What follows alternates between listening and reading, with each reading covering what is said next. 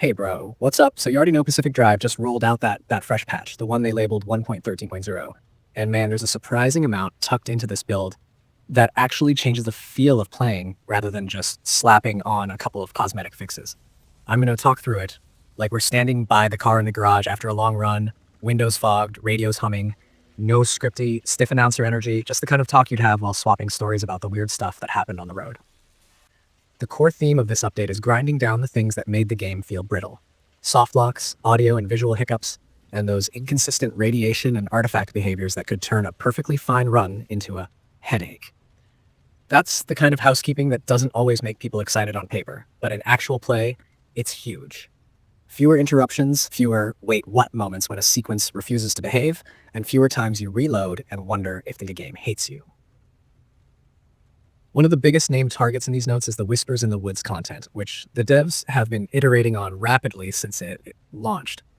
This update hones in on those sequences, the ones that were a little jittery in audio, where certain events could glitch visually, and where the scripting sometimes felt like it had its own mind. The result is noticeably more reliable sequencing. Audio cues stay aligned with events, visual hitches that pulled you atmosphere are reduced, and the kind of weird freezes that made people post frantic threads about lost progress are much less common. If you played the expansion and had moments where the environment simply refused to update, or the soundscape looped wrong, those are the exact places the patch aims at. Radiation and artifact interactions got a careful rework too, and let me be blunt, this matters more than people realize. The game's balance around radiation and anomalies is delicate because it affects both risk and the emergent stories you tell yourself in the car. When a radiation interaction behaves inconsistently, maybe it damages you when it shouldn't, or an artifact triggers the wrong effect, it breaks immersion and can cascade into broken quest flow. The patch cleans up the settings and behaviors, so artifacts are less likely to do unpredictable run-ending things, which also means your experimental mixes of weird relics won't unexpectedly ruin an otherwise solid plan. It's like tightening a loose bolt under the hood. You might not notice it every minute, but when it was loose, you knew. On the performance front, there's something quietly technical but meaningful. The game's file structure and build process on launch were adjusted, and shader cache improvements continued from previous updates. Translation. Load times feel smarter, and you'll see fewer hitching microstutters when heavier scenes load, or when the game compiles shaders mid-session. This was a multi-step effort over a few recent patches, and the work is paying off with steadier frame rates and smoother transitions, particularly on consoles where shader compilation spikes have tormented players. So, if you were frequently caught off guard by the game chopping for a second when you hit a cutscene or loaded into a dense area, there's a real chance that pain point has been reduced.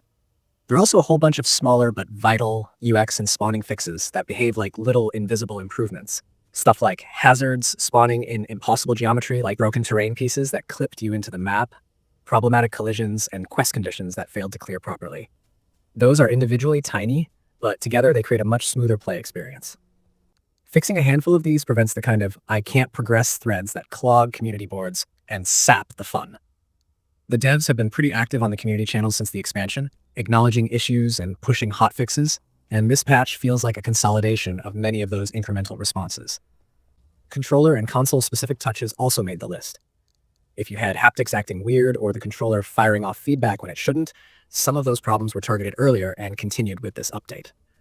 Console users in particular should notice fewer strange stutters tied to input transitions or menu loads. It's the kind of polish that's easy to overlook in the patch notes, but when it's gone, the experience feels much more cohesive. When it's present, you barely notice, which is exactly how you want this stuff to work. I'll get a little meta here and talk about what this means for the narrative and the player experience, because Pacific Drive sells on mood and the weight of weirdness more than on twitchy combat or min-maxing systems. When your game's ambiance is kept intact, when audio cues don't loop incorrectly, and when lines of dialogue and environmental sounds remain in sync, the horror and mystery elements land with more force. That uncanny vibe the game cultivates is fragile. Minor hitches break the spell. By focusing on keeping the spell intact, this patch reinforces the emotional beats the devs designed, especially inside those woods where atmosphere is everything. It's worth saying something about incremental patch culture here. Not every fix is glamorous or immediately visible. The devs are basically playing long game maintenance. A lot of the work is preventative, reducing edge case crashes and smoothing out the player's journey through content that can be both narratively dense and technically demanding.